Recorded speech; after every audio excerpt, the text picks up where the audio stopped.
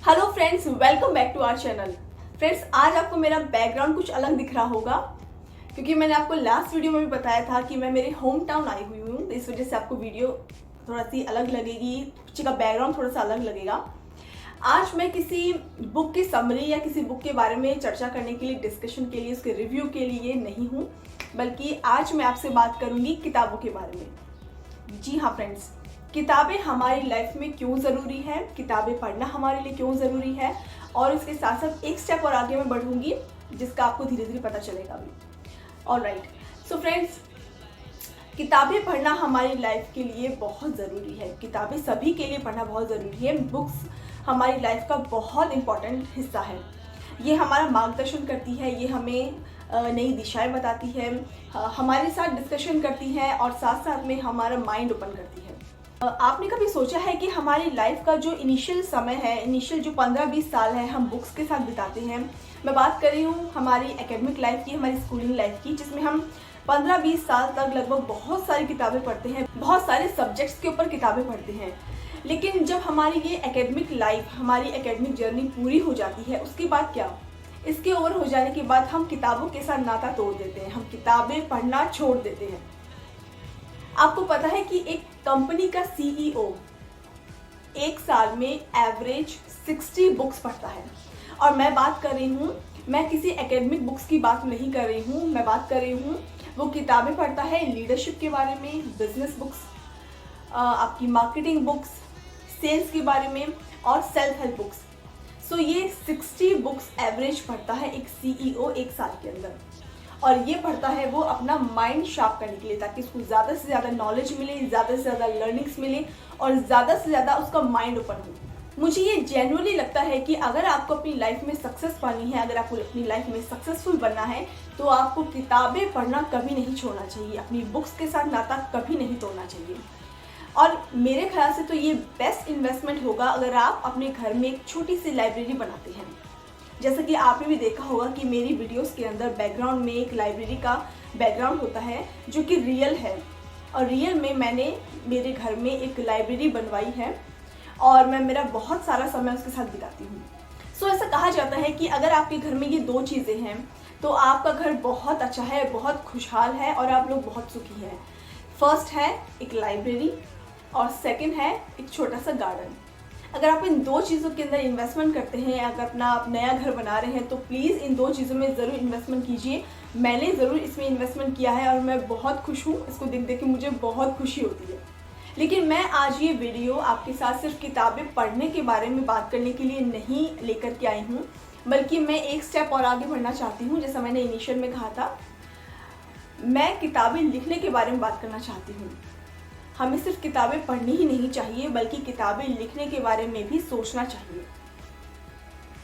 मैंने बहुत से लोगों को ये कहते हुए सुना है कि हम अपनी आने वाली जनरेशन के लिए बहुत सारा पैसा, बहुत सारा जेवर, बहुत ज़मीन, बैंक बैलेंस, प्रॉपर्टी छोड़ करके जाएंगे। लेकिन जो आपके पास नॉलेज है, जो आपके पास विजडम है, उसका क्या? वो आप अपनी आने वाली जनरेशन तक कैसे पहुँचाएंगे? क्या आपकी आने वाली जनरेशन का हक नहीं बनता है उस विजडम पर, उस नॉलेज पर?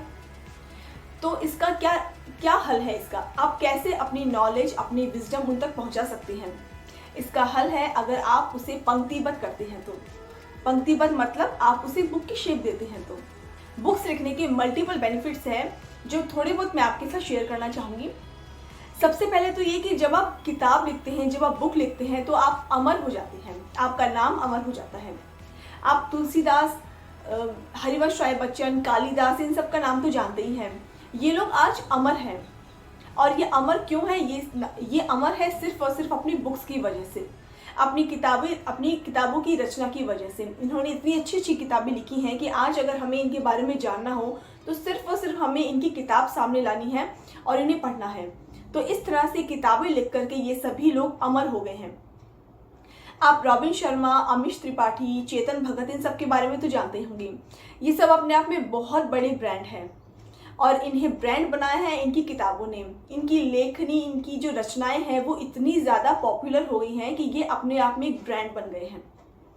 और इसके साथ साथ में जब आप किताब लिखते हैं, जब आप किसी विषय पर लिखना शुरू करते हैं, तो समय के साथ साथ धीरे धीरे हम उसके ऊपर रिसर्च भी करते हैं, उस सब्जेक्ट के ऊपर रिसर्च करना शुरू कर देते हैं। और टाइम टू टाइम जैसे जैसे समय बीतता है वैसे वैसे हम जितना उसके अंदर गहरा जाते हैं उतना ही हमें जो है वो विजडम हमारी बढ़ती है, हमारी नॉलेज बढ़ती है, और एक तरह से एंड मोमेंट पे जाकर के हम एक तरह से उसके एक्सपर्ट बन जाते हैं। तो अगर आपको किसी सब्जेक्ट पर एक्सपर्टीज चाहिए तो भी बुक्स लिखना आपके लिए बहुत बेनिफिशियल होगा। बुक्स लिखने से आपको एक अथॉरिटी भी मिलती है। हमारे इंडिया में ही क्या कहूँ मैं, कि पूरे वर्ल्ड के अंदर सर्टिफिकेशन बहुत चाहिए, इस चीज़ का सर्टिफिकेशन, उस चीज़ का सर्टिफिकेशन, हर चीज़ का सर्टिफिकेट चाहिए। तो इससे बड़ा सर्टिफिकेट और कुछ नहीं हो सकता कि एक किताब है और उस किताब के ऊपर आपका नाम लिखा है। इससे बड़ा सर्टिफिकेट आज की दुनिया में, आज के टाइम में नहीं हो सकता कुछ भी। और सबसे लास्ट में, किताबें लिखकर आप इसे कमाई का साधन भी बना सकते हैं, आप इससे अर्न कर सकते हैं। तो इस तरह से ये आपकी कमाई का भी जरिया बनता है, आप इससे अर्न कर सकते हैं। तो ये सब कुछ कारण है जो कि अगर आप बुक लिखते हैं, बुक लिखने की ओर कदम बढ़ाते हैं तो आपको इससे बेनिफिट मिलेगा।